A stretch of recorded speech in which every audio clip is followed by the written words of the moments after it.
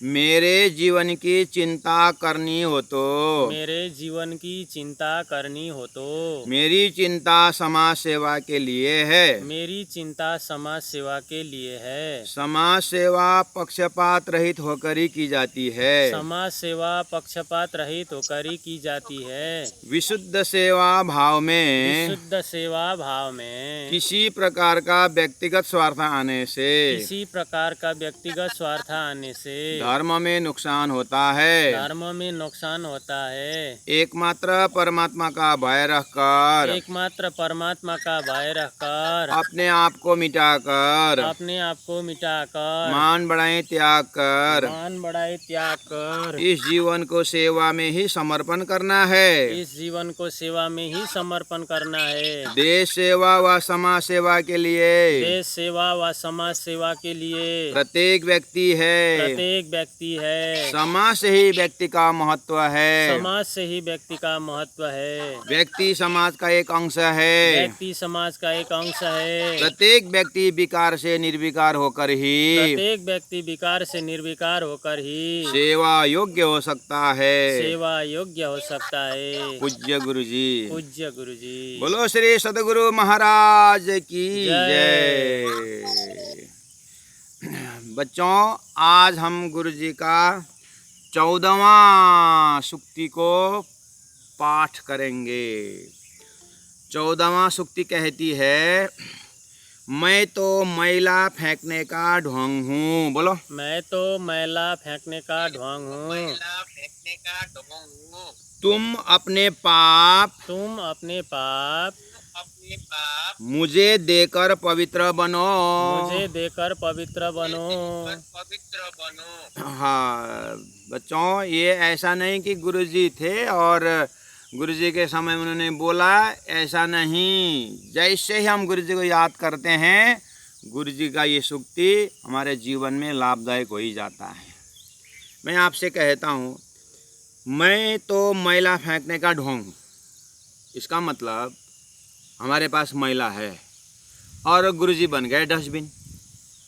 कौन चाहता है गुरुजी को डस्टबिन बनाना? ये तो नहीं चाहते हैं। लेकिन हम छोटी छोटी बातों को लेकर के माता पिता को तंग करते हैं और अपनी अपनी जो भी बातें ले जा कर के सुनाते हैं और माता पिता को तंग करते हैं। तो इनडायरेक्टली हम माता पिता को क्या बना रहे हैं? डस्टबिन बना रहे हैं ना। हमारे अंदर का गुस्सा उतारते हैं, वहाँ जाके लगते हैं। इसका मतलब है हम स्वयं पवित्र बनना है। हमें स्वयं ही अंतर आत्मा से सॉल्यूशन निकालना है। इस चीज़ को ध्यान देना है। अच्छा, गुरु महाराज ने इतनी तपस्या की है, इतना तपस्या उन्होंने की है कि बच्चों, हम जीवन भर पाप कमाते रहे ना, हम जीवन भर पापी बने और वर्षों वर्षों युगों युगों का हम पापी क्यों ना हो, ठीक है। लेकिन गुरु जी को कभी दूषित हम नहीं कर सकते। उदाहरण के लिए, गंगा में कितने सारे डेड बॉडी बहते हैं, कितना क्या क्या बहता है गंगा में, लेकिन गंगा ऐसी नदी, ऐसा माता, गंगा माता कभी अपवित्र नहीं होते हैं करके एक आस्था रखे हुए हैं। ये उदाहरण दे रहा हूँ। शास्त्र में सनकादिक 4 जने हैं, ब्रह्मा जी के मानसिक पुत्र।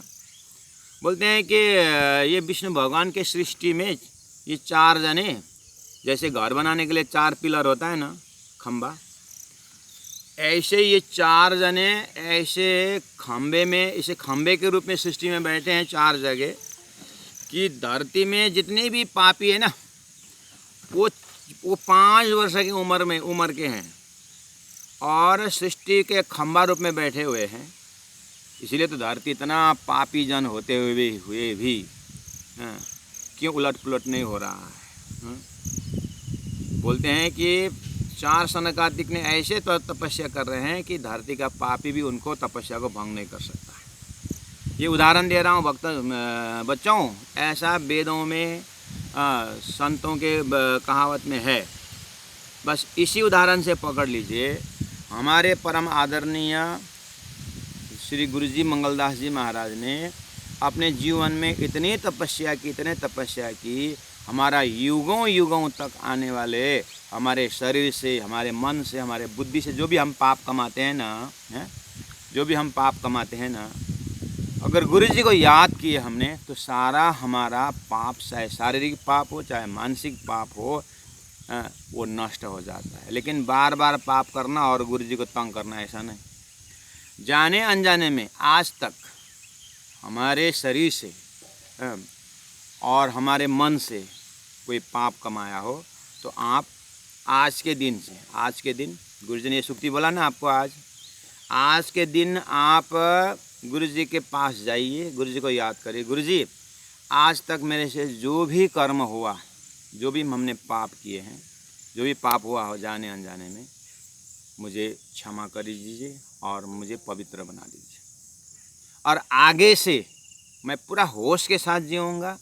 और आपने सुक्ति में कहा है गुरु जी कि 32 दांत के अंदर जीवा की तरह रहना, जो आपने कहा है, मैं कोशिश जहाँ तक करूँगा। मैं आज 15-20-25 साल के हूँ, अब आगे पता नहीं। हे गुरु महाराज, आपके जीवन शैली को तो पकड़ने की प्रयास कर रहे हैं। प्राचार्य महेंद्र महाराज जी आपकी जीवनी के विषय में, आपके तपस्या के विषय में हमें सुना रहे हैं। हम जहाँ तक कोशिश कर रहे हैं कि आपके साथ साथ जीने का। हे गुरु महाराज, आपने इतना उदार हृदय से हमें गले लगाए कि आपकी महानता को हम कदर करते हैं, हम सम्मान करते हैं, आपके चरण पकड़ रोते हैं। गुरु महाराज, आप तो डस्टबिन बन गए और कहते हो कि सारे मैला मेरे ऊपर अंदर रखो, मेरे ऊपर रखो, मुझे दे दो और तुम पवित्र बनो। गुरु महाराज, आप जो बोलते हैं, आपने जो बोला वो आपने करके गए, और आज हमें लिए ऐसा मंत्र छोड़ के गए कि सब गुरुजन आपको याद करके हुए ये जागने का कार्य आगे बढ़ा रहे हैं। आपके साक्षात स्वरूप गुरुजन खड़े हैं, हमारे घर द्वार में आते हैं, और आपके तस्वीर को मेरी माँ बाप ने, हमारे माँ बाप ने राज्य के बगल में सिंहासन बना कर रखे हुए हैं। गुरु महाराज, आज मुझे समझ में आ रहा है कि आपकी सुक्ति से मेरा जीवन में परिवर्तन हो रहा है, कि सही अर्थ में ऐसा लग रहा है कि हम जैसे गंदा कपड़ा उतारते हैं और धोने में डाल देते हैं। सुबह शाम हम नहाते हैं, पूरा पसीना और धूल होता है, वो सब हम साफ करते हैं। ऐसे हमारे मानसिक पाप हमने कितने कमाया, दूसरों को निंदा और दूसरों की अपनी प्रशंसा सुन सुन करके पता नहीं जीवन में और पता नहीं क्या क्या पाप कमाएंगे। गुरु महाराज, हमें हाथ जोड़ के आपसे आग्रह करते हैं कि ऐसा पाप कर्म हमारे न हाथ से कराइए, न इंद्रियों से कराइए, न मन से, न बुद्धि से ऐसे गलत डिसीजन लेने के जीवन में पड़े। आप हरदम साथ साथ मेरे साथ रहना। हे गुरु महाराज, इस तरह से आप आज के दिन गुरु जी को इस पल में, इस घड़ी में आप एक बार समर्पित हो जाइए। गुरु महाराज ने कहा, तुम अपने पाप मुझे देकर पवित्र बनो। कितना पवित्र शब्द है बच्चों, इसको बार बार आप इसको मनन करिए और प्रण का करिए। आज तक जो गलती हुई धनी ने, गुरु जी ने स्वीकार कर ले, ठीक है। लेकिन अब आगे होश में हम किसी को कुछ पॉइंटेड ऐसा शब्द देकर किसी को गाली ना करें, किसी के विषय में बुरा मत सोचें, होश में जीने के प्रारंभ करें तो गुरु महाराज हमें हरदम हमारे साथ रहेंगे। हम अपने लक्ष्य में केंद्रित हैं, हमें क्या बनना है, हमें जीवन में किस तरह से सत्य को अपनाना है। इस उम्र में आप पानी पकड़ के संकल्प करिए बच्चों, जीवन बहुत आनंददायक होता है। गुरु महाराज आगे 15वां सूक्ति में अगली बार आएंगे। आज हम इस 2-4 समय, मैंने पहले कहा हूँ कि गुरु जी के जीवनी के विषय में थोड़ा सा जाने समझें तो क्या है कि सुक्ति का कुछ प्राण आप समझ जाते हैं, ठीक है। गुरु जी बोल रहे हैं कि मैं मैला फेंकने का ढोंग हूँ और तुम्हें वो डस्टबिन, मतलब मेरे एज ए डस्टबिन आप अपने पाप को रखो। ऐसा कहने का हिम्मत गुरु जी के कैसे आया, कहाँ से इतना हिम्मत उन्होंने जताया? वो साक्षात धामधनी स्वरूप थे। कैसे? आइए, गुरु महाराज सूरत से जामनगर पहुँचे हुए हैं। महामती प्राण जी 1729 में सूरत शहर में पहुँचे थे और महामती प्राण 17 महीना रहे सूरत शहर में। और 17 महीने के बाद जब वो वहाँ से दिल्ली का लक्ष्य करके जब निकलते हैं तो उस स्थान को, जो सूरत के स्थान को उन्होंने तीर्थ बनाया। विक्रम संवत 1729 की बात है। आज 2088 चल रहा है, 78 चल रहा है, 2078 चल रहा है। ठीक है, हिसाब लगाना कितने साल पहले की बात होगी। उस तीर्थ स्थान सूरत से अपने गुरु पीताम्बर दास जी महाराज जी के साथ प्रकाश ग्रंथ का तालीम ले रहे थे तारतम सागर। वहाँ पर पहले बीज उदय हुआ पुरी जहाँ नौतन, ऐसे शब्द आया कि खिजड़ा का वहाँ वृक्ष की महिमा आई।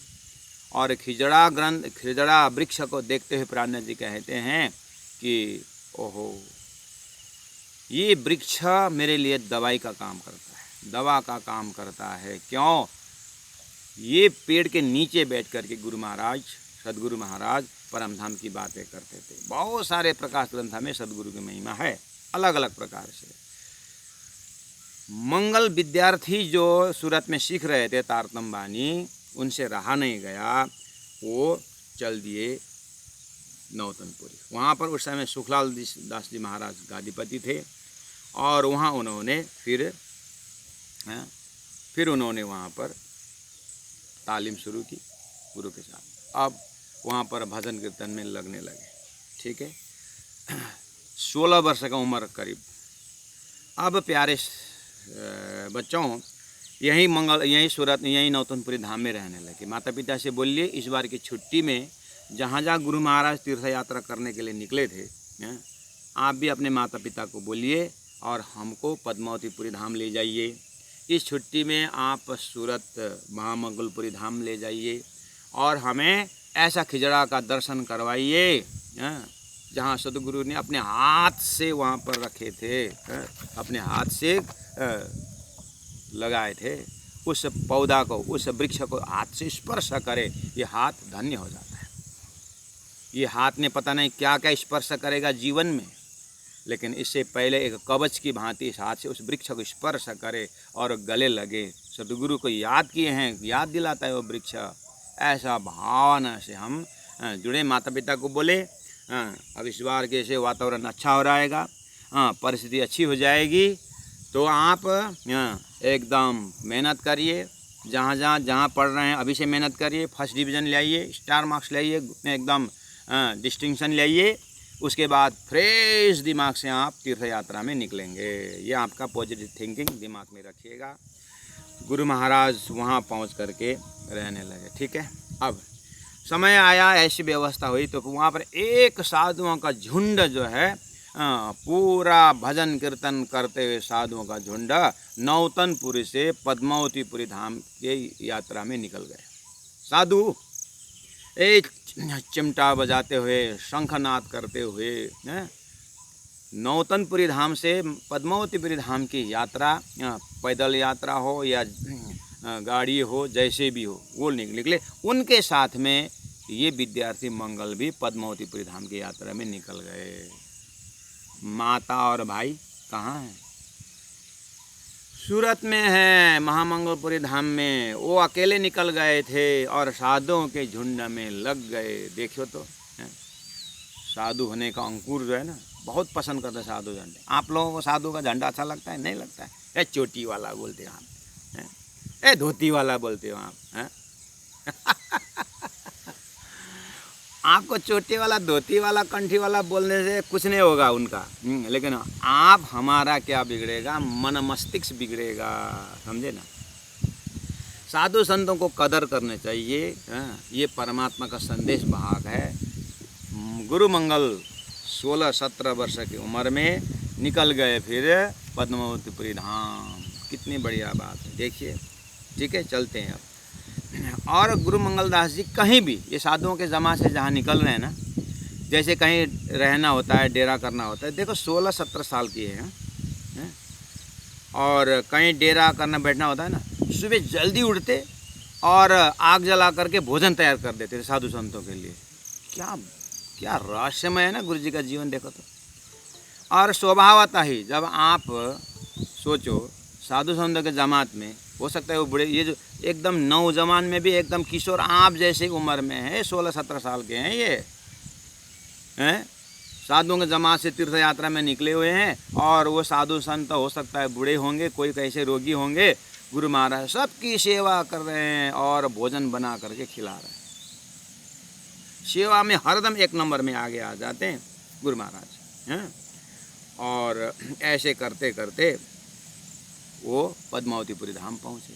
पद्मावती में जैसे पहुँचे तो कुछ समय बाद वहाँ पर बीतक की बातें, बीतक आई। वहाँ पर बीतक का महीना, तो आपको बीतक बोल के तो आपको बहुत समय से सुन रहे हैं ना। गुरु जी के पिताजी कल्याण दास जी आसाम से पद्मावतीपुरी धाम बीतक करने आए, बीतक सुनने आए थे, और अपने गुरु के मुखारबिंद से उन्होंने बीतक सुनी, है कि नहीं? हैं सुने थे ना। तो गुरु जी के मुखारबिंद से आपने गुरु के मुखारबिंद बीतक सुने, और जाने के बाद फिर वो 52 दिन बाद धाम चले गए। और आपने ये भी सुना कि आसाम तेजपुर में बीतक सुनने गए थे, बीतक सुने थे गुरु मंगलदास जी और माता जी और उनका भाई। वहाँ पर पश्चिम की ओर आकाशीय मार्ग से उड़ने का उनका वो हुआ था। क्यों? सदगुरु महाराज पश्चिम उमरकोट में ही उनका जन्म था। हमने इसको आपको याद दिलाया।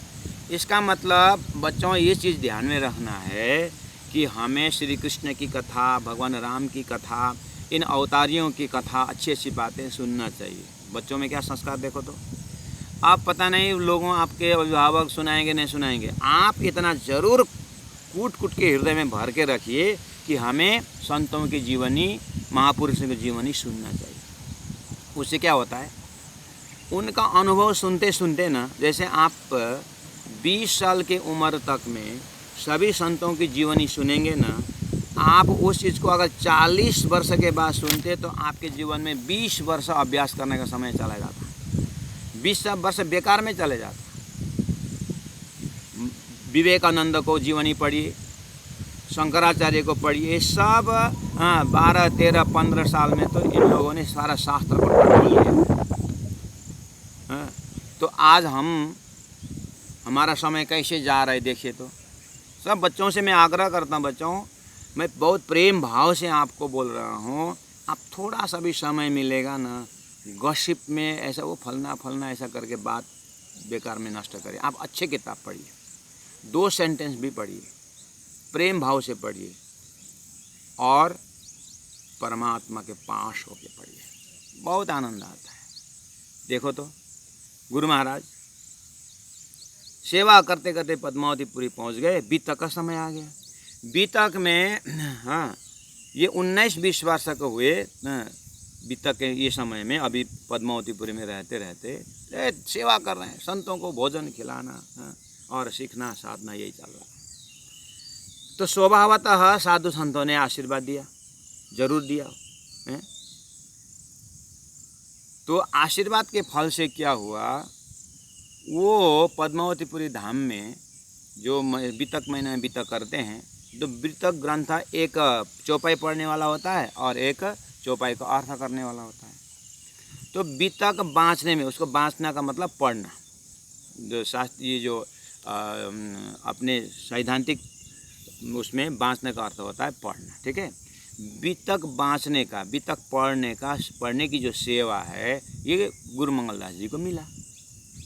यंग 19-20 वर्ष का, ठीक है। आपकी उम्र में वो पद्मावतीपुरी धाम में बीतक पढ़ रहे हैं साधु संतों के जमात में, ठीक है। और कोई महात्मा कथा कर रहे हैं, चर्चा कर रहे हैं, बीतक चर्चा कर रहे हैं। अब महीना दिन चलने का है। बीच में महागुरु पीताम्बर दास जी के सूरत से चिट्ठी आई, पोस्ट कार्ड आया। ध्यान से सुनना बच्चों।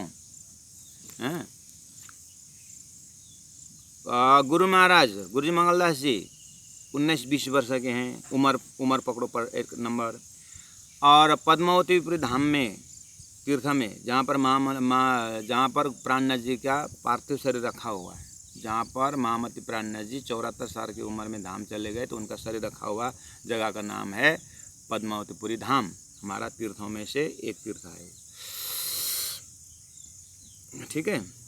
वहाँ बैठ कर के बीतक जो हमारा इतिहास है वो पढ़ने का, चौपाई पढ़ने 4000 चौपाई है, वो एक चौपाई पढ़ते हैं। एक चौपाई में 4 भाग होता है, एक भाग पढ़ते हैं और दूसरा उसका व्याख्या करते हैं। जैसे भविष्य पुराण में बोल दिया, ठीक है। अब वो बोलते हैं कथा करने वाला, हाँ 18 पुराणों में एक पुराण का नाम है भविष्य पुराण, इस तरह से बोलते हैं और आगे के चौपाई पाठ करते हैं। ऐसे करते करते महीना दिन की तपस्या चल रही थी। बीतक पूरा होने के लिए 7 दिन समय था। और एक बार तिलक चंदन करके बैठने के बाद उठना नहीं बनता है, पूरे महीना दिन करना होता है। गुरु महाराज की चिट्ठी आई सूरत से कि शिष्य मंगल, मेरा स्वास्थ्य कुछ बिगड़ गया है, मुझे शंका लग रहा है कहीं मेरे उठने का समय तो नहीं हुआ है, तुम जल्दी एक बार सूरत आ जाओ। चिट्ठी देखी, पोस्टकार्ड उन्होंने देखा, ऐसा आदेश है गुरु महाराज ने सूरत बुलाए हैं। अब इधर में बीतक महीना दिन बैठना है और 7 दिन बाकी है। इसको बोलते हैं धर्म संकट। आपने धर्म संकट सुना है बच्चों? धर्म संकट क्या होता है? आप अपने अपने लेवल का धर्म संकट देखिएगा। एग्जामिनेशन के हॉल में धर्म संकट का दर्शन करिए तो, एग्जाम के हॉल में धर्म संकट का दर्शन करिए तो, जेब में चीट है उधर से मास्टर आए। भाई तो हाथ तो जेब में घुस गया था, अब चीट निकालूं तो उधर से मास्टर कैसे धर्म संकट में पड़ गया, बोलते हैं ना हमारा धर्म संकट। ऐसे धर्म संकट डुबाने वाला है बेटा। हाँ, ऐसे धर्म संकट को कल्पना मत करो। नाम धर्म जुड़ रहा है और संकट जुड़ रहा है। हाँ, अर्जुन को एक बार धर्म संकट, भगवान बोलते हैं कि बाण चलाओ और आम सामने में काका मामा चाचा आप अपने लोग हैं, तो अर्जुन धर्म संकट में पड़ गया। बाण चलाऊँ तो आप अपने लोग मरेंगे, न चलाऊँ तो भगवान का आदेश। अगर धर्म संकट का भाई कल्पना कर रहे हैं तो बड़ा बड़ा धर्म संकट कल्पना करिए ना। बस आप जब महात्माओं का जीवनी पढ़ते हैं ना, ऐसे ऐसे जगह में आपको थोड़ा सा रुकना चाहिए। ऐसे धर्म संकट में क्या निर्णय किया होगा, थोड़ा सा आप विचार करना और फटाफट पढ़ के पूरा मत करना। क्या करना, आ गया धर्म संकट ना, आप आंख बंद करना, थोड़ा सा स्टॉप हो जाना। अगर मैं उस जगह में खड़ा होता तो मेरी दिमाग, मेरी बुद्धि क्या निर्णय लेती थी। पहले एक्सरसाइज करना अपने दिमाग, अपने बुद्धि को यूज करना। क्या करता मैं, क्या करता, पूरा दिमाग लगाना, हो सके तो दिन भर दिमाग लगाना। लास्ट में कुछ ये करता करके एक निर्णय ले लिया। देखते हैं महापुरुष का निर्णय से मेरा निर्णय मिला कि नहीं मिला है। उस समय में अपने आप बुद्धि की जब एक्सरसाइज होती है ना, अगर वो निर्णय अपना गलत निकला और गुरु जी का सही निकला, महापुरुष का निर्णय सही निकला, तो अरे हम इस तरह से फेल खाते हैं करके अपने आप को हंसना चाहिए। इससे क्या मेंटल एक्सरसाइज बढ़ता है। बिहारी जी ने, गुरुपुत्र बिहारी जी ने महामती प्राण जी को एक बार पूछा था कि हे महाराज, तो अपने पत्नी को त्यागेगा कि धर्म को त्यागेगा, ऐसा प्रश्न पूछा था। प्राणनाथ जी की श्रीमती का नाम थी फूलबाई, बहुत पतिव्रता थी। और प्राणनाथ जी अगर कहीं दूर चले गए, मंत्री के मंत्री हैं, तो कहीं 2-4 महीना या 1 महीना के लिए कहीं गए ना, वो चरणामृत रखती थी और चरणामृत पी करके ही वो अपने दिनचर्या शुरू करती। ऐसे पतिव्रता थी फूलबाई। ऐसे पतिव्रता को अब ऐसे समय ऐसा हुआ, अब कभी भविष्य में आपको बीतक में डिटेल में गए तो सुनाएंगे, लेकिन धर्म संकट बात आ रही है। तो गुरुपुत्र बिहारी जी ने आदेश लगाया कि या तो तुम धर्म को छोड़ो या तो पत्नी को छोड़ो, क्या छोड़ोगे। तो प्राणनाथ जी इस धर्म संकट में पड़ गए। अब आप ही विचार करना क्या करोगे, मैं आंसर नहीं देता हूँ, ठीक है। गुरु महाराज बीतक को व्रत लेकर के बैठे हुए हैं और ख़त्म होना, बीतक पूरी होने के लिए और 7 दिन समय है। गुरु महाराज का आदेश आ गया कि तुम आ जाओ। 1-2 जने लोगों से पूछा ऐसे समय में क्या करना चाहिए, क्योंकि वो एकदम विषाद में पड़ गए। गुरु महाराज डिसीजन ले नहीं पाए कि अपनी बुद्धि काम नहीं कर रही है। इस तरह सैद्धांतिक नियम है कि बीतक को बीच में छोड़ना नहीं चाहिए। और एक तरफ धरती के सर्वश्रेष्ठ व्यक्तित्व, आदरणीय आदर्श व्यक्तित्व गुरु महाराज की चिट्ठी आई कि तुम आ जाओ, अब क्या किया जाए। तो एक जो जने को पूछा उन्होंने, ज़्यादातर लोगों ने बोला नहीं नहीं, एक महीना का बीतक है, तुमको तिलक चंदन करके तुमको रखा हुआ है, तुमको छोड़ना नहीं चाहिए। 7 दिन है, 7 दिन में कुछ होने वाला नहीं है, हाँ 7 दिन के बाद जाना करके किसी ने ऐसा सलाह दिया। कोई बोलते हैं नहीं गुरु महाराज का आज्ञा है तो सोचो भाई, कोई ऐसा बोलते हैं। एट लास्ट रात्रि को 12 बजे अंदर से आवाज़ आई कि चलो। फिर किसी को पूछे बिना रात को 12 बजे वो पद्मावतीपुरी धाम से सूरत के लिए निकल। गुरु महाराज का आदेश को देखते हुए वो पोस्ट कार्ड को अपने जेब में रखा और चलते चलते चलते जाते हैं। जब थकते हैं तो फिर चिट्ठी को पढ़ते हैं, फिर चलते चलते जाते हैं, फिर चिट्ठी को पढ़ते हैं। तो पद्मावतीपुरी धाम से सूरत सतना जो स्टेशन आना है, रेलवे पकड़ना है, वहाँ पर एक देवनगर करके एक ऐसे कुछ नाम का एक नगर है, वहाँ रात्रि हो गई। पैदल आ रहे थे, वहीं पर रुके, वहीं पर रुकना पड़ा रात को। तो रात को ऐसी सपना उनके आया कि बहुत बड़ा तालाब, बहुत बड़ा तालाब, तालाब में पानी नहीं। गुरु महाराज को अंदर से आवाज़ आया, गुरुजी पीतम्बर दास जी महाराज का शरीर उठ गया होगा, मुझे देरी हुई। एक बात तो जरूर हुआ, लेकिन चले आगे और जैसे तैसे करके सूरत पहुँच गए। जैसे ही पहुँचे सूरत तो गुरु महाराज का वहाँ तो गादीपति है, तो गादीपति का हाव भाव, गादीपति होते समय का हाव भाव, न होते समय का हाव भाव ऐसा देखा तो पता चला गुरु महाराज धाम गए हुए 3 दिन हुआ था, समाधि लिए हुए। प्राणनाथ प्यारे की बच्चों, आप वहीं पर खड़े रह करके देखो, जो गुरु महाराज ने अपने पिता को मेलबटे तोरीबारी में श्री कृष्ण की त्रिधा लीला सुना करके, अपने पिताजी को वो त्रिधा लीला के कारण गौशाला में रह करके गौ सेवा करते समय, श्री कृष्ण गोपाल नाम से जाना जाता है, गोपाल, तो गौ को सेवा करते करते कल्याण दास जी और नर्मदा, श्री कृष्ण ने वहाँ पर आवाज़ दी कि मैं तुम्हारी गौ सेवा से मैं बहुत खुशी हूँ, मैं तुम्हारे अंदर, तुम्हारे माध्यम से मैं प्रकट हो जाऊँगा। वही महागुरु पीतम्बर दास जी के प्रवचन सुन करके माता पिता में ऐसा अंकुर आया। इसीलिए बच्चों, कथा सुनने में, गौ सेवा करने में, गौ में आस्था रखने में कमी नहीं रखना, ठीक है। आप इसी उम्र से आज ही शुरू करो। अगर घर में गौ है तो खुद गौ की सेवा करो, नहीं है तो घर में रोटी बनती है तो पहले गौ के लिए रखे कि नहीं रखे माता पिता को पूछो, और अगल बगल में कहीं गौ है और बाहर अगर गौ घूम रहे हैं तो खिला के आ जाओ, अपने हाथ से खिलाओ, बहुत आनंद आता है। और कल से दूसरे दिन तीसरे दिन वो गौ तुम्हारे दरवाजे तक आएंगे और तुमने रोटी दी और वापस आए, गौ देखती है और तुम्हारे पीछे पीछे आएंगे और दरवाज़ा में आके वो गौ ऐसा देखेगी और तुम रोटी हाथ से खिलाओगे, वो गौ कितने खुश होती है।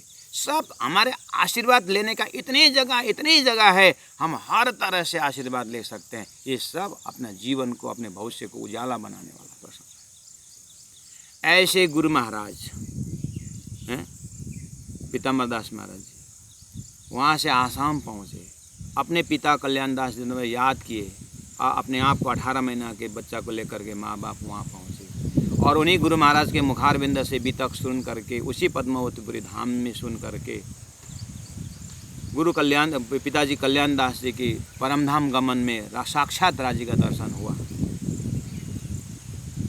और अपने तारतम महामंत्र दे करके 7 करोड़ मंत्रों के बीच में अक्षरातीत परब्रह्म परमात्मा का निज नाम मंत्र जो आप जपते हो, 16 अक्षर है उसमें, निज नाम श्री कृष्ण जी करके जो मंत्र आप जपते हो, वो मंत्र दाता गुरु मंगलदास जी के गुरु पीतम्बर दास महाराज जी और ऐसे वरिष्ठ शिष्य गुरु मंगलदास जी जो वहीं सूरत में थे और नौतनपुरी और सदगुरु महाराज के हाथों से वृक्ष का दर्शन करने के निकले थे, उसके बाद मुलाकात नहीं हुई। और वहाँ से पद्मावतीपुरी धाम आए। क्या जाने कि इतने जल्दी गुरु महाराज का ऐसा प्रस्थान होगा और कभी नहीं मिले शरीर से ऐसे जगह में जाएंगे। ये राज जी का खेल है। राज जी गुरु मंगलदास जी को गुरु के वियोग में इतना वियोग देना चाहते थे कि परमधाम में मांगा हुआ दुख भी यही था कि वियोग का दुख था। इसलिए उनको हृदय में इतना विरह अग्नि प्रकट हो गया कि बस गुरु महाराज के उस 3 दिन का धाम गमन का संदेश सुन करके समाधि में गए। आज भी वो समाधि आप सूरत में दर्शन कर सकते हैं। महागुरु पीतम्बर दास के समाधि में जा कर के रोए, तड़पे, और अब बोलना कुछ नहीं। माता वहीं है, भाई वहीं है, सूरत में ही है। और समाधि से वापस आए और राज्य के सामने बैठ कर के रो पड़े।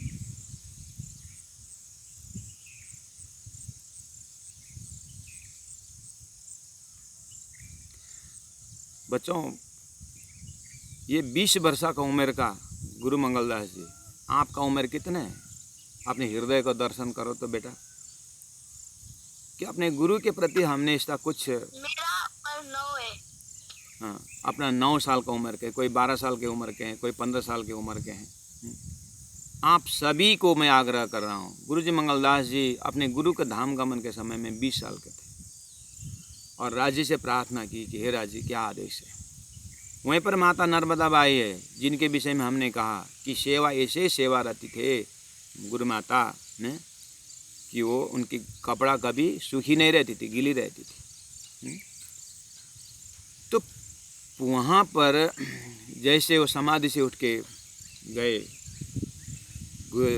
राजी के पास, और राजी और गुरु जी को सामने में रख करके गुरु महाराज गुरु मंगलदास जी उस दिन से, ध्यान से सुनना बच्चों, उस घड़ी, जिस घड़ी में अभी आप पहुँचे हो, सदगुरु के वियोग में पहुँचे हो ना, उसी घड़ी गुरु जी ने प्रण कर लिया 3 बात। क्या क्या?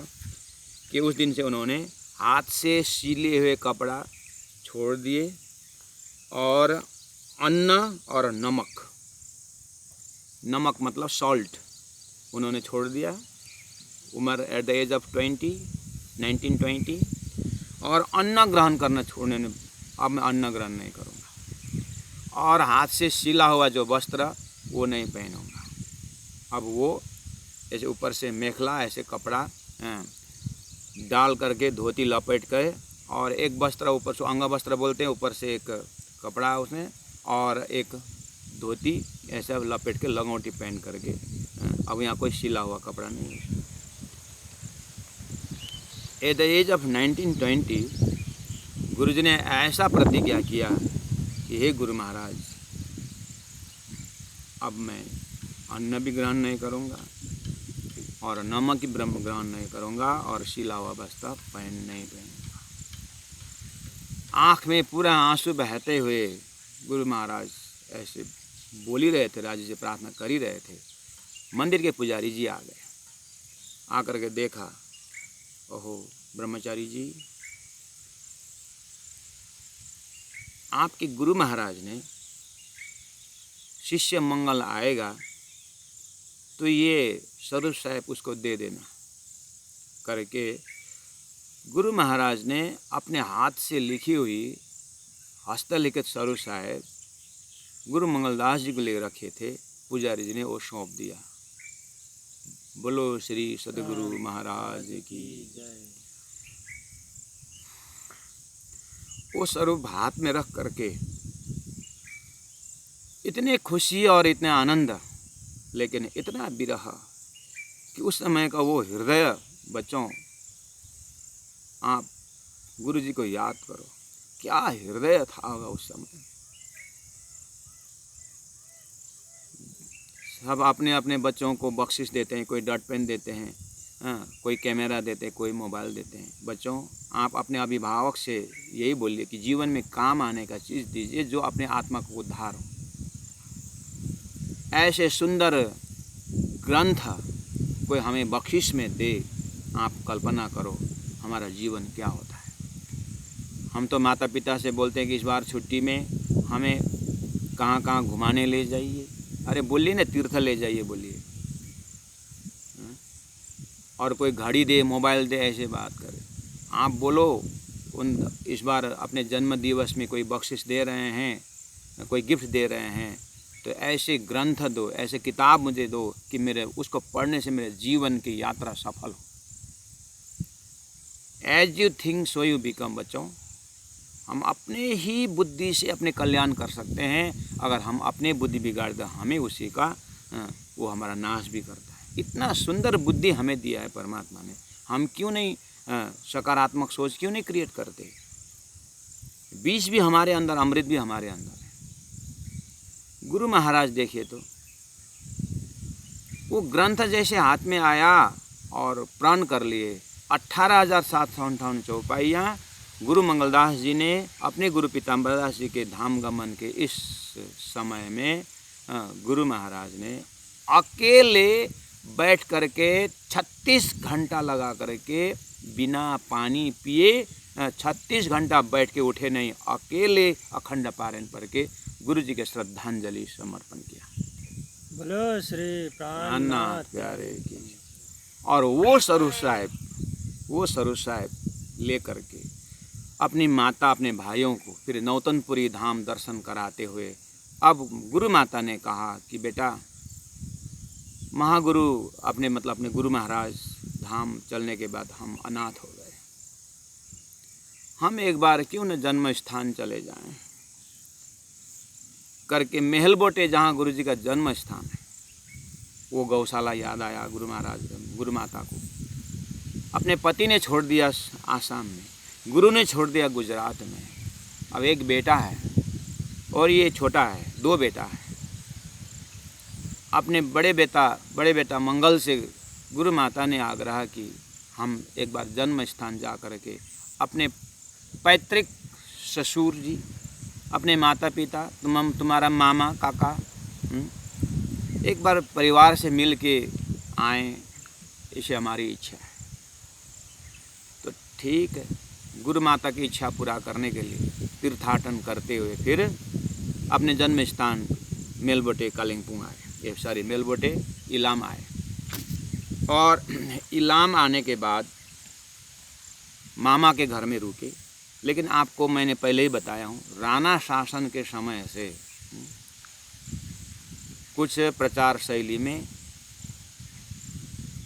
ये नया धर्म करके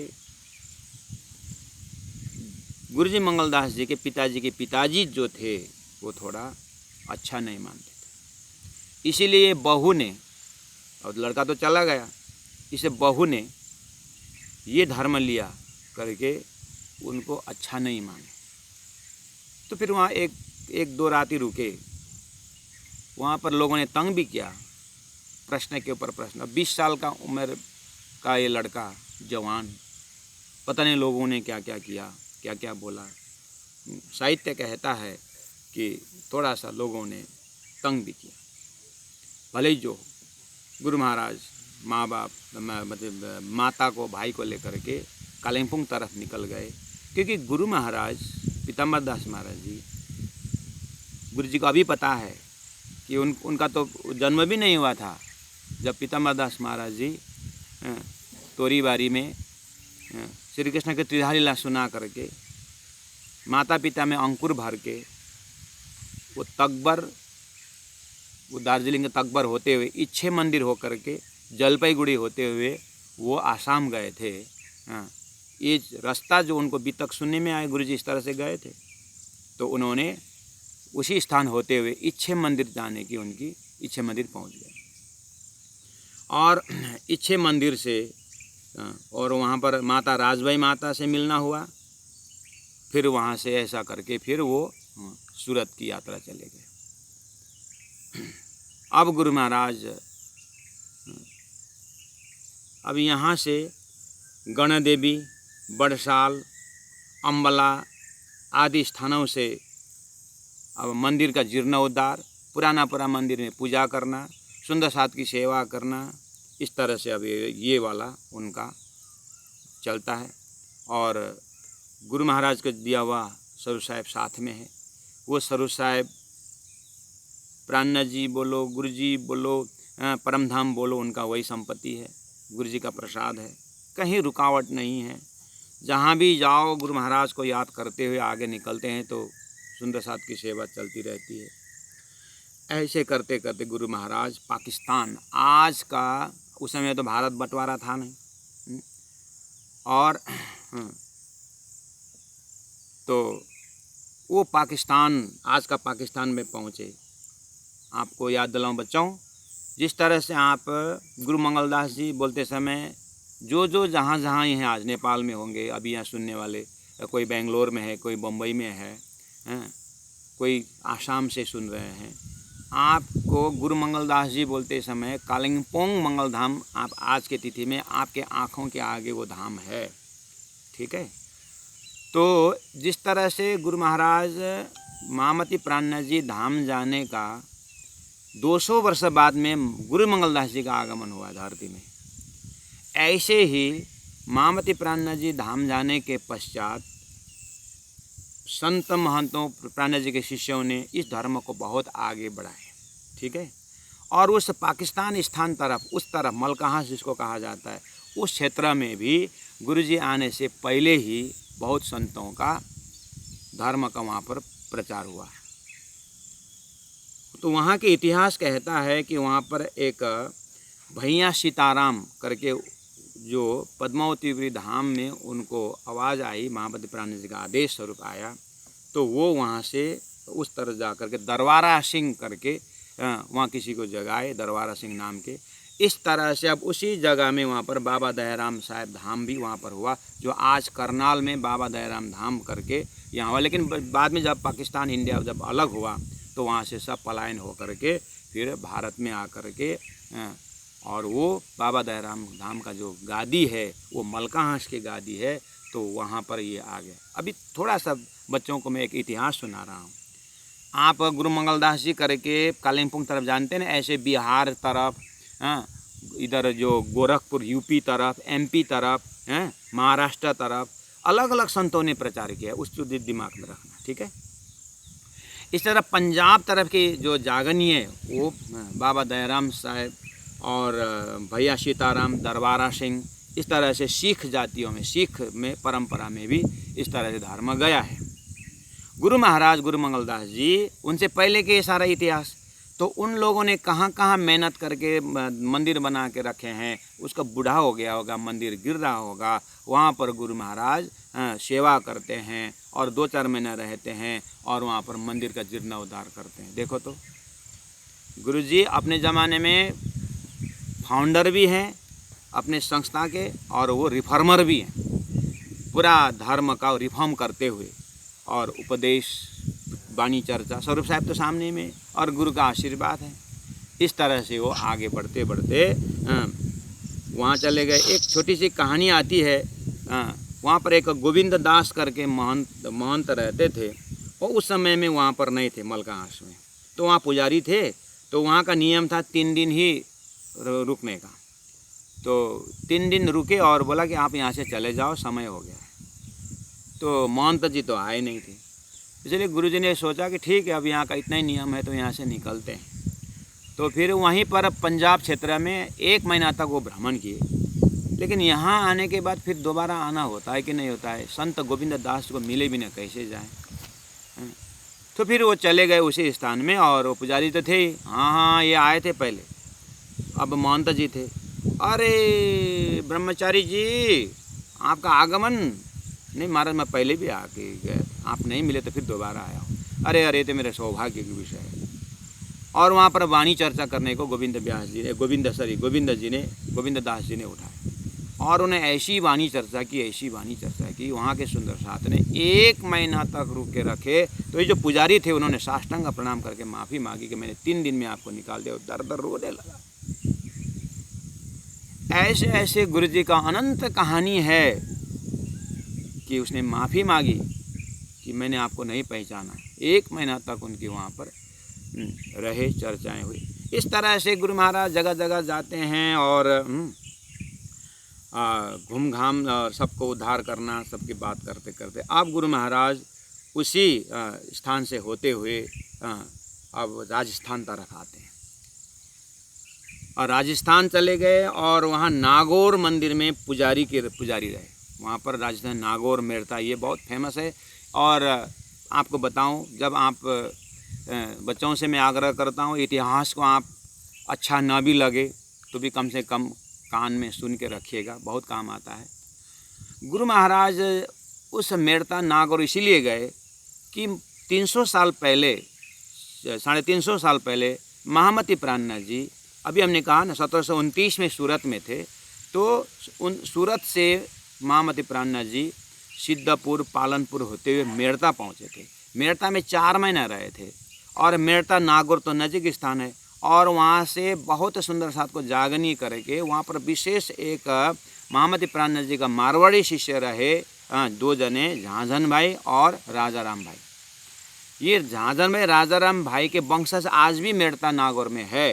तो 200 साल बाद प्रकट हुए, इलाम में प्रकट हुए, नेपाल में प्रकट हुए महामती प्राणनाथ जी के सिद्धांत का एक महत्वपूर्ण आत्मा व्यक्तित्व गुरु मंगलदास जी, महामती प्राणनाथ जी ने जहाँ पर मेड़ता में रह करके नागौर उस क्षेत्र में रह करके सुंदर सा की जागनी की थी, वो बितक साक्षात महामती गुरु मंगलदास के हृदय में था, तो मेड़ता चले गए। देखिए तो महामती प्राणनाथ जी के जीवनी में से गुरु मंगलदास जी किस तरह से जुड़े हुए हैं। देखिए तो हम भी उन्हीं के वंशज हैं। हम जो है गुरु मंगलदास जी के ही परंपरा से हम भी जुड़े हुए हैं। अगर कोई इस तरह से लेना चाहते हैं तो कितना प्रकाश है हृदय में। देखिए तो गुरु जी मेड़ता चले गए। अब आपको विशेष बात बताऊं, गुरु जी मेड़ता नागौर इस जगह में 13 साल रहे, नहीं 10 साल रहे, 10 ईयर्स।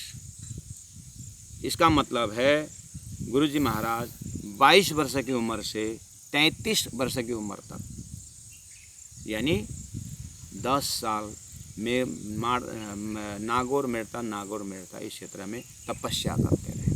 बच्चों आपको बता दूं, ये गर्मी एरिया है राजस्थान, मेड़ता नागौर। वहाँ पर प्रत्येक घर में अंडरग्राउंड गुफा होती है, प्राय प्रत्येक घर में होती है। और उसमें भी राजा महाराजाओं को पूछो मत, धनाढ़ व्यक्तियों को तो घर के अंदर अंडरग्राउंड कमरा होता है, वो गर्मी के कारण। और गुरु महाराज जिस मंदिर में रहे वहाँ भी अंडरग्राउंड में कमरा था, वो पहले से बनाया था, गर्मी के कारण बनाया जो जैसे। लेकिन गुरु जी को बहुत अच्छा लगा, वो अंडरग्राउंड रह करके तपस्या करने लगे। बोलो श्री प्राणनाथ प्यारे की जय। अब वहाँ पर गुरु जी ऐसे तपस्या कि अब आपको बताऊं, एक मुट्ठी चना रात को 12 बजे भिगाते थे। एक मुट्ठी चना, आपको पता है ना, अन्ना छोड़ दिए ना, नमक छोड़ दिए ना। हम तो नमक छोड़ने के बाद कैसे रहेंगे ऐसा लगता है ना, अन्न के बिना कैसे रहेंगे बोले थे ना। और कपड़ा में खाली एक ऊपर धोती है, एक नीचे धोती लपेटे हुए। आप कल्पना करो, आप मंगलधाम जाते हो, दर्शन करते हो, गुरु महाराज के शिष्य आपके घर में आते होंगे, माता पिता से पूछो, तो गुरु जी का तस्वीर आपके घर में होंगे, अगर नहीं है तो रखो और गुरु जी को घर सौंप दो, आपका घर कल्याण होगा। ऐसे गुरु जी तपस्या जो कर रहे हैं नागौर में, देखिए अंडरग्राउंड रहते हैं और रात को 12 बजे एक मुट्ठी चना भिजा कर रखते हैं और अंडरग्राउंड चले गए। रात को 12 बजे उठते हैं, वो कल भिजाए हुए चना एक मुट्ठी खाते हैं और फिर दूसरे मुट्ठी भिजा कर फिर अंडरग्राउंड चले जाते हैं। कोई बाहर निकलना नहीं। तारतम महामंत्र का जाप करते हैं और जो गुरु महाराज जो राजी महाराज जो स्वरूप से उसको पाठ करते हैं, ध्यान करते हैं, राजी से रोते हैं, गुरु महाराज को याद करते हैं, पीताम्बर दास महाराज जी गुरु जी को याद करते हैं। ऐसे करते करते साधना इतना बढ़ के गया बच्चों, सिद्धियाँ आने लगी। सिद्धियाँ मतलब चमत्कारिक कार्य होने लगा उनके वजूद से, उनके शरीर से। क्या होने लगा पता है? अंदर बैठे हैं अंडरग्राउंड में, ऊपर मंदिर में कौन आया, स्त्री आया कि पुरुष आया, सब जैसे आज हम टेलीविज़न में देखते हैं ना, ऐसे ही उनको तो स्क्रीन देखने लगे अपने मेंटल प्लेटफॉर्म में, अपने अंदर पूरा मंदिर का नज़ारा जैसे हम टीवी में देखते हैं ऐसे अपने ही मस्तिष्क पे देखने लगे। स्त्री आ रहा है कि पुरुष आ रहा है, कि जैसे सीसीटीवी कैमरा लगा रखा है अपने दिमाग में, किस तरह से प्रणाम किया, कितने बार परिक्रमा किया। गुरु महाराज भट क्या ये देख रहा है, मैं तो राज्य देखना है, मुझे तो परमधाम देखना है, ये क्या दिखाई दे रहा है। उन्होंने सिद्धियों को डांटा, क्या समझते हो तुम, मैं ये स्वर्ग वैकुंठ का चमत्कार की सिद्धि नहीं है, ये बात नहीं चाहता हूँ मैं। राज्य से झगड़ा किया, राज्य क्या दे रहे हो, बच्चों को भुलाने के लिए तरह दे रहे हो, झगड़ा किया राज्य के साथ। फिर शांत 2 दिन तो रुक गया। फिर क्या हुआ बच्चों कि वो क्या भाव लेकर के आ रहा है, वो भाव को भी दिखाई देने लगा कि मैं गलत हूँ कि सही हूँ। बाहर निकले और जो एक पीला वस्त्र पहन के आ रहा है, वस्त्र भी दिखाई दे रहा है, तो उन लोगों के ऐसा घूम घाम के गए, अपने परीक्षा करने के लिए गए कि मैं गलत हूँ कि मुझे क्या हो रहा है, कहीं भ्रम हो रहा है कि क्या हो रहा है। गए, आज आप मंदिर आए थे? हाँ मैं आया था। अच्छा, पीला शर्ट पहन के आए थे क्या? हाँ आप कहाँ थे, आप तो नहीं थे वहाँ? नहीं मैं वहीं था। हाँ मैं पीला पहन के आया था। पता चल गया है मैं गलत नहीं हूँ, ये सिद्धि है। फिर रुके थोड़ा दिन, फिर एक के ऊपर परीक्षा की। उसने आकर के मेरी लड़की की शादी नहीं हो रही है, हे परमात्मा शादी की व्यवस्था कर दो। गुरुजी ने ये क्या, ये सिद्धि के लिए मैं झगड़ा कर रहा हूँ, जिसके लिए मैं, महाराज जी महाराज ये क्या कर रहे हैं, या मैं गलत, एक बार परीक्षण करता हूँ। उस आदमी से क्लोज में थे तो गए और आज गुरुजी के पास, आज राज जी के पास आए आप? हाँ आए। और आपने राज जी को क्या बात बताई? क्यों? नहीं ऐसे पूछ रहा हूँ। अब क्या आप जानते ही हैं, अब घर में बड़ी लड़की बड़ी हुई है तो। अच्छा क्या क्या बताए, बताओ। पता चल गया कि ये मेरा भ्रम नहीं है, ये तो खतरनाक है। तब से गुरुजी ने फिर वहाँ अंदर बैठ करके ये सिद्धि मुझे नहीं चाहिए, वो स्थान छोड़ने के निर्णय ले लिया। इस तरह से नागौर इसमें जगह में बहुत बार ऐसे करते करते बहुत बार राजी का दर्शन भी सब कुछ। अब इस मेड़ता सिटी में जो प्राणनाथ जी ने, जो राजाराम भाई ने जो अपने लड़की के नाम पर एक मंदिर बना कर रखे थे प्राणनाथ जी के सलाह से, वो मैं शॉर्टकट में बताता हूँ इस चीज़ को। वहाँ पर पुराने मंदिर थी। गुरु महाराज यहाँ पर राजाराम भाई प्राणनाथ जी के शिष्य ने मंदिर बनाए थे, तो वहाँ पर देखा कि लोगों ने संकेत किया यही भग्नाशेष है, जो ये टूटा फूटा है यही है। तो गुरुजी ने उसको उद्धार करने को सोच लिया। मतलब वो ऐसा प्राणनाथ जी के इतिहास है और यहाँ पर ऐसा है, तो वहाँ पर उन्होंने वहीं पर रुकने के, तो वहाँ पर बदमाशों ने अड्डा बनाए थे। वो इधर इधर चोर लोग रहना ऐसा वैसा। एक पीपल का पेड़ भी था वहाँ पर। तो गुरुजी ने वहाँ बैठे तो बदमाशों ने भगाने के लिए, साधु कहाँ से आया यहाँ पर, यहाँ तो भूत रहता है। गुरुजी ने बोला भूत के साथ भूत ही रहता है। बोले मैं भूत हूँ तो भूत ही रहता। जैसे वहाँ रात को रुके, ओहो वहाँ तो पूरा ढनाढे लोग एकदम पगड़ी पहने हुए, पूरा पुराना ब्रह्म आरती करते हुए नाचते हुए, ऐसा गुरुजी महाराज को वहाँ पर भास हुआ। देखा पूरा अपने नज़रा से देखा। वहाँ पर जो सिद्धियाँ जो दिखते थे ना, ऐसे पूरा नज़ारा महामती प्राणनाथ जी का जमात का दर्शन हुआ गुरु महाराज को। अरे यहाँ कुछ ना कुछ अंदर होना चाहिए, तो अंदर चले गए। वहाँ पर टूटे फूटे एक गोदरेज था, एक दराज, उसके अंदर एक स्वरूप साहिब मिला। बोलो श्री प्राणनाथ प्यारे की जय। वो जमाना का हस्तलिखित स्वरूप साहिब वहाँ पर रखे। बेचारा उस समय क्या हुआ ना, आपको मेड़ता की कहानी बताऊँ। जब ये भारत पार्टीशन हुआ, कुछ हुआ, तो वहाँ से लोग पलायन हो, कोई नागौर चले गए, कोई बम्बई चले गए। आज भी वहाँ के जो प्राणनाथ जी के शिष्य के जमात बम्बई तरफ भी व्यापार बिजनेस में वहाँ गए। इसलिए वो क्या हुआ, वो जगह वो ऐसे ही रहा गया। तो वहाँ स्वरूप साहिब अंदर बेचारे कोई बूढ़े कर रहे थे होंगे, मर गए होंगे, धाम चले गए होंगे, जैसे भी वहाँ पर वो स्वरूप साहिब था। तो गुरु महाराज को राजी महाराज ने वहाँ भेजा और वहाँ से स्वरूप साहिब निकाले और धूमधाम से गुरु महाराज जी ने उद्धार किया। आज गुरु महाराज की कृपा से उसने भव्य वहाँ पर मंदिर बना हुआ है। और गुरु महाराज वहीं बैठे बैठे संस्कृत विद्यालय जाके पढ़ने भी लगे और संस्कृत पढ़ाने भी लगे, संगीत सीखने लगे। गुरु महाराज अंडरग्राउंड बैठ करके जो तपस्या कर रहे थे ना, वो सिद्धियों ने आक्रमण किया तो गुरु जी ने छोड़ दिया उस चीज़ को, और इधर संस्कृत पढ़ने लगे, पढ़ाने लगे, संगीत सीखने लगे। कुछ टाइम मतलब उन्होंने अपने को परीक्षा करने लगे कि क्या हो रहा है।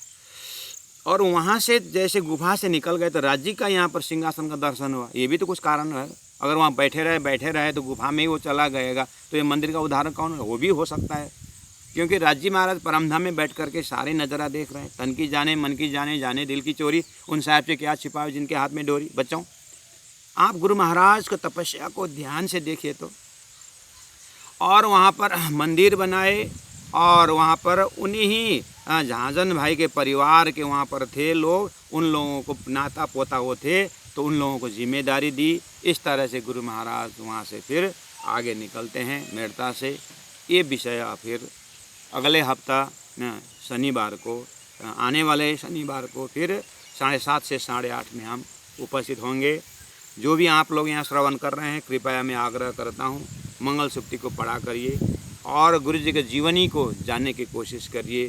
और कुछ बहुत सारे बातें हैं ऐसे, हम गुरु मंगलदास जी की जय करके मंगल धाम ऐसा नहीं बनता है, आप सूक्ति ऐसे नहीं बनती है। मैं सबसे आग्रह करता हूँ, आप बहुत ध्यान से सुन रहे होंगे, मुझे मेरी आशा है। अब हम नेक्स्ट टाइम गुरु मंगलदास जी का मेड़ता के और विशेष बात है, वहाँ से फिर गुरु जी को फिर लेके जाना है, फिर आगे दूसरा चलते हैं। ठीक है, बहुत बहुत धन्यवाद, सभी को प्रणाम करता हूँ, और सभी को हजूर प्रणाम। प्रणाम जी। हाँ, कोई पूछना चाहते, कुछ पूछना चाहते हैं तो पूछिए। प्रणाम जी गुरु जी। महाराज जी मेरे प्रश्न था। हजूर महाराज जी प्रणाम। प्रणाम।